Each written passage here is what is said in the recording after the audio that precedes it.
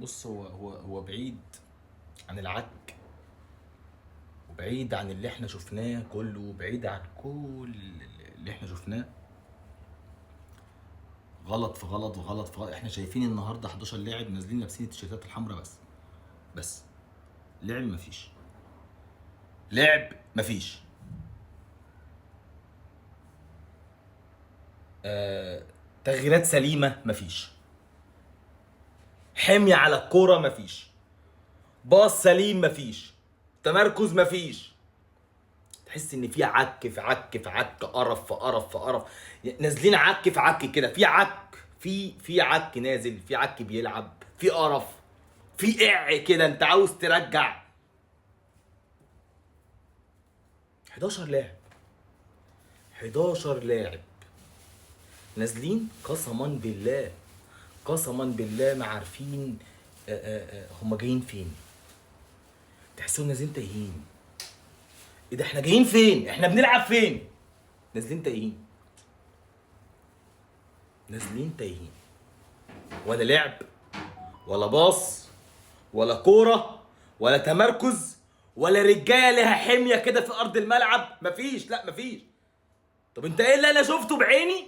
نازلين لعيبه نازله لابسه شورتات وتيشيرت احمر بس كده، ده اللي انا شفته بعيني. والله يا كابتن قسما بالله ده اللي انا شفته، لكن حاجه تانية ابدا. شفت ايه ده؟ شفت عك، شفت قرف، ما شفتش غير كده. نكد. انا شفت نكد دلوقتي. ليه انا اتعصب ويتحرق دمي؟ وليه ضغطي يعلى؟ ليه كل ده؟ ليه؟ عشان لعيبه نازله زي ديت مش عارفين يباصوا لبعض، مش عارفين يباصوا لبعض. انت فاهم يعني ايه القصه رايحه فين؟ يا نهار ازرق، انا لاعب مش عارف اباصل لزميلي؟ ايه ده؟ طب انا جاي ليه؟ انا جاي ليه اصلا؟ انا جاي العب البطوله دي ليه اصلا؟ ايه ده؟